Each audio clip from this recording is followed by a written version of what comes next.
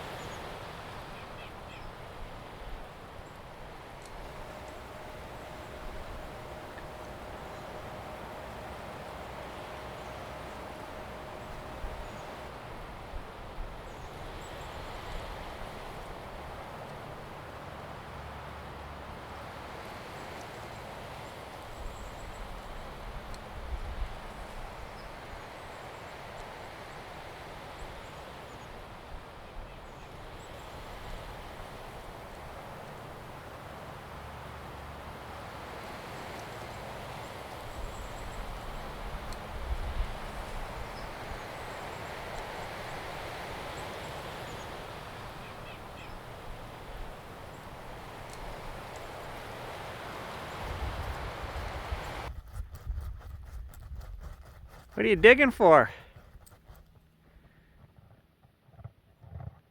What are you digging for? What'd you find? Nothing. Ice, a chunk of ice. He's doing all that just to get a chunk of ice out of there. Here, I'll help you.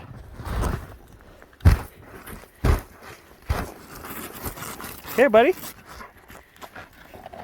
There you go. Oh, to be a dog. Ah, the joys of owning equipment.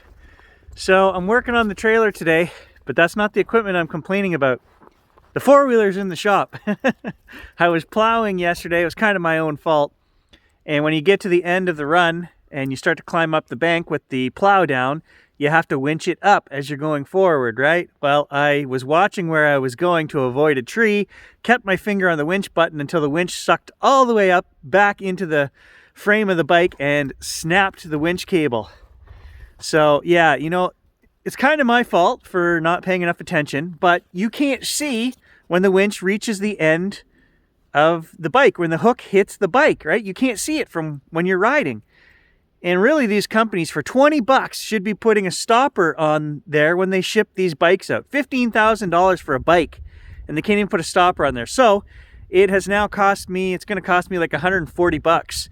I already had a new winch rope that I bought for the old bike, so I'm going to switch over to that. But that requires a new fairing for the front of the bike. So where the rope goes in and out, you can't use the rollers that a cable uses. So that's $50-some. It's half an hour of their time to put it on. And I already paid 40 bucks for the winch cable. So I had to take the bike in to get it flashed. We've got that brake light, engine light on there, which is giving me a brake error code, which is really not a real code. So they're going to fix that. So it had to go in. So, you know, like I said, joys of ownership. And so now I'm rewiring this trailer because since I bought the truck, the extension for the plug that goes into the back of the truck is too short. I had to put new chains on this trailer. I don't know the guys that make this stuff. They don't try anything before. Like, do they expect everybody to pull a trailer like this with a car? Because as soon as you get a truck and you need the extra reach to get the wiring harness and everything to the truck, it doesn't fit. I've had this trailer for 14 years. It doesn't owe me anything. Anyway, if the women don't find you handy, right? I'll show you what I'm doing. I know it's a thing of beauty, you can't tell, but there's my new wiring right there. Yeah, I normally wouldn't use MAR connectors, guys, but I had the little butt plugs there, and they suck. So I've got my ground wire on a butt, and the rest are marred in there. And that's okay, because I'm going to hold that wire in place here, and then I'm going to put a couple straps on there, so all the weight will just sit here on the trailer tongue. The last step I've got to do is put my ground wire into the trailer, and then I'm done. And we've got a new plug. So this one is actually, it's a 4-wire kit, right? One turn signal, and then brake lights. But coming from the trailer, it's a 5. So that confused me for a little bit, but I got it figured out, I hope. Well, we'll call this a success if the trailer doesn't catch on fire, but I won't know until I load it up later and go pick up the bike this afternoon. Catch you guys in the next one.